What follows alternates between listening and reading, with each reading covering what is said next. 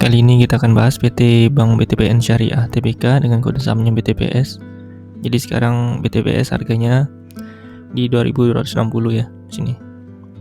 Trennya udah mulai turun ya semenjak November 2021 sampai sekarang trennya turun. Kalau kita lihat dari tahun 2018 kinerjanya sempat naik ya. Di tahun 2018 di sini, kalau kita lihat dari IPS-nya sempat naik di tahun 2018 sampai 2019, lalu turun di tahun 2020 sini ya. Lalu naik lagi ya di tahun 2021 sini, lalu turun lagi ya, turun di sini, lalu naik lagi dan melanjutkan tren penurunannya sampai sekarang. Oke, itu tadi ya untuk pergerakan saham dari BTPS dan kinerjanya. Mungkin nanti di akhir kita coba ya. Kita coba untuk proyeksikan harga sahamnya, apakah BTPS ini masih akan bisa naik lagi atau tetap atau masih mungkin sideways ataupun mungkin turun.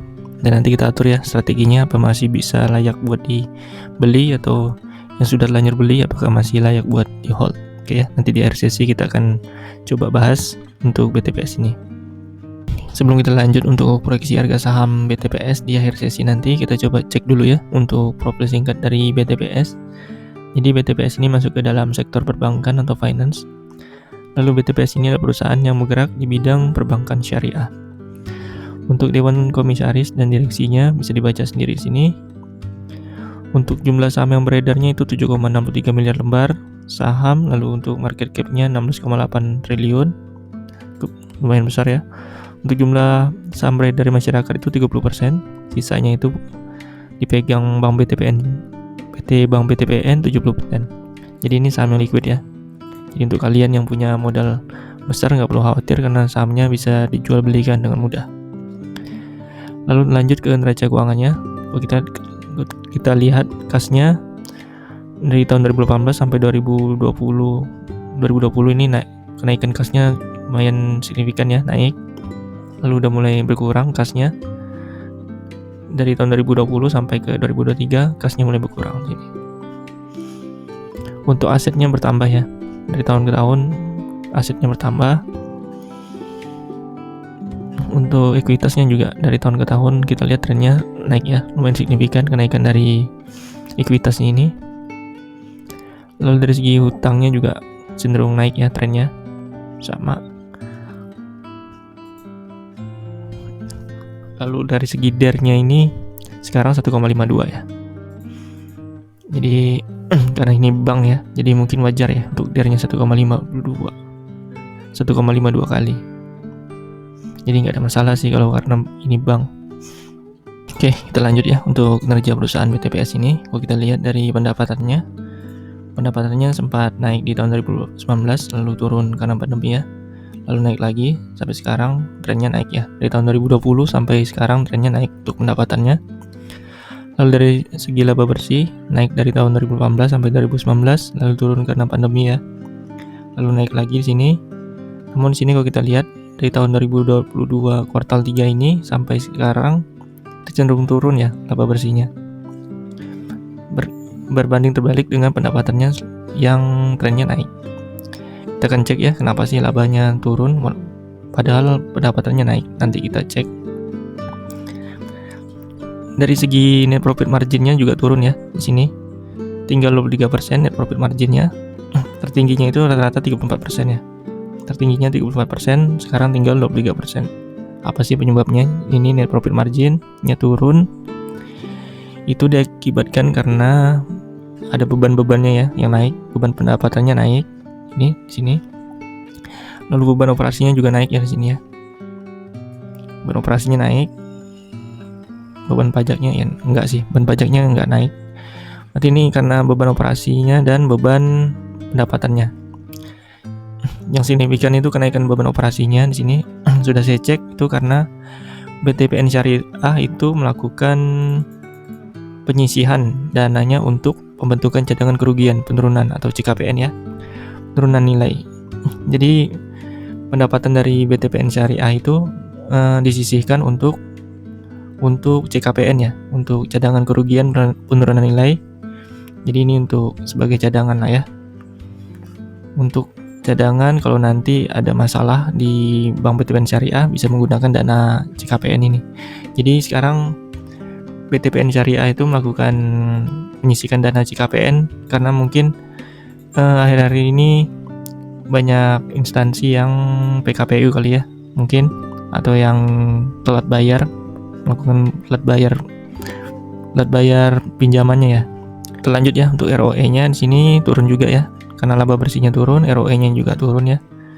Laba bersih per kuartalnya turun ya 3,9% sekarang. Untuk per tahunnya itu terakhir di tahun 2022 itu 21,2%, masih bagus ya. Mungkin di tahun 2023 ini tinggal ya, mungkin kalau kuartal 3 kuartal 4-nya masih sama ya, 4%-an. Mungkin di sini sekitar 2023 ini ROE-nya tinggal 16% sampai 18% ya penurunannya.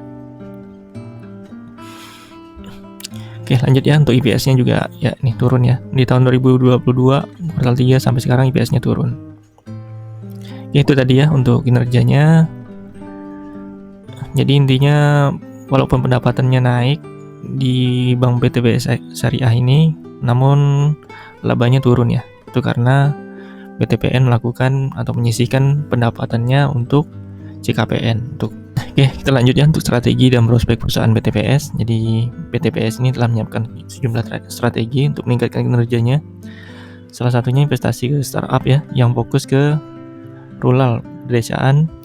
Dan di sini BTPS lebih selektif ya dalam mengalokasikan pinjamannya, yaitu dengan syarat usahanya simple dan efisien.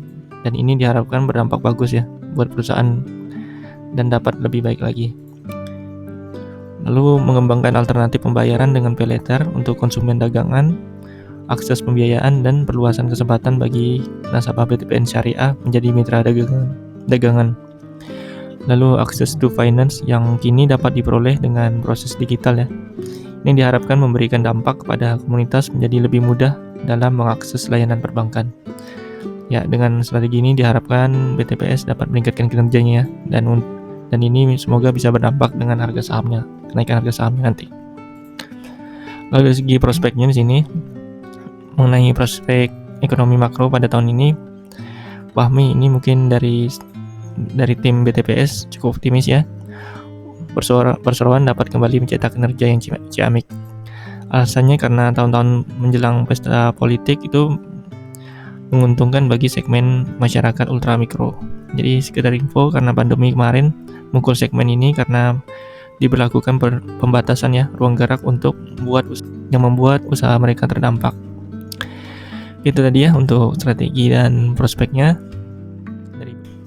Ya, kita lanjut ya untuk kompetitor dan GCG-nya. Di sini untuk kompetitornya ada Bank BSI Syariah dan Panin Dubai Syariah. Kali ini BSI Syariah lumayan juga ya, kinerjanya udah mulai baik di sini dengan menggabungkan beberapa bank sekarang. Jadi sekarang BSI Syariah ini market cap-nya lumayan besar ya.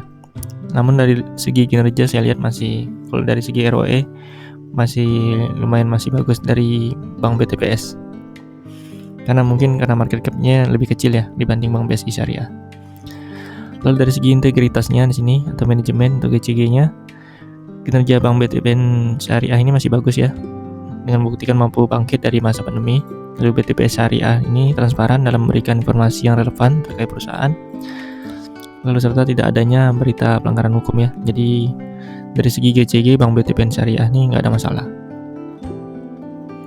Kita lanjut ya untuk kesehatan cash flow-nya. Untuk dari segi arus kas aktivitas operasinya di sini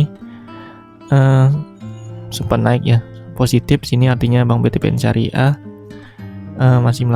masih membukukan arus kas yang positif, artinya uang masuk lebih besar dibandingkan uang yang dikeluarkan BTPS untuk aktivitas operasi. Namun kalau kita lihat di sini arus kas aktivitas operasinya sempat naik namun turun ya, belum bertumbuh, masih naik turun. Yang idealnya itu aktivitas operasinya bertumbuh. Namun untuk BTPS Syariah sempat naik namun turun lagi. Lalu dari segi aktivitas investasinya di sini negatif, artinya bagus ya. BTPS masih melakukan kegiatan investasi untuk mungkin ekspansi ataupun inovasi agar nanti kinerjanya lebih baik lagi. Dari segi pendanaan di tahun 2018 BTPS sempat melakukan penambahan utang ya. Utang, lalu di sini sudah melakukan mengurangi hutangnya. Jadi sekarang BTPS masih berkomitmen untuk mengurangi hutangnya atau liabilitasnya.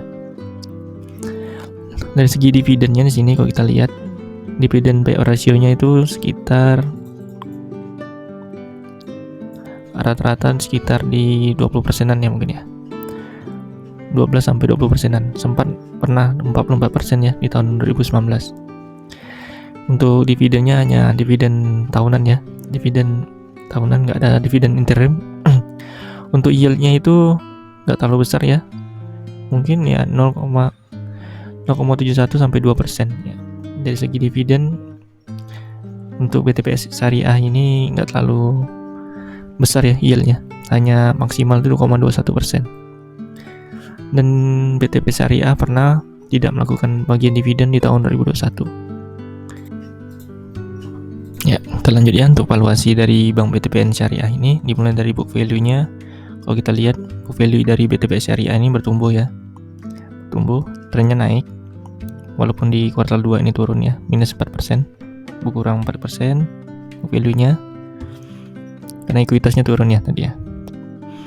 Lalu dari segi PBV-nya di sini sempat 7 kali ya di tahun 2019, lalu turun tinggal 2 kali. Kalau kita lihat rata-rata PBV-nya itu harusnya 4,1 kali, masih di bawah rata-rata ya. Untuk PBV-nya sekarang masih murah atau under value. Dari segi PER-nya juga sama ya. Dari segi PER-nya juga masih murah ya, 11 kali.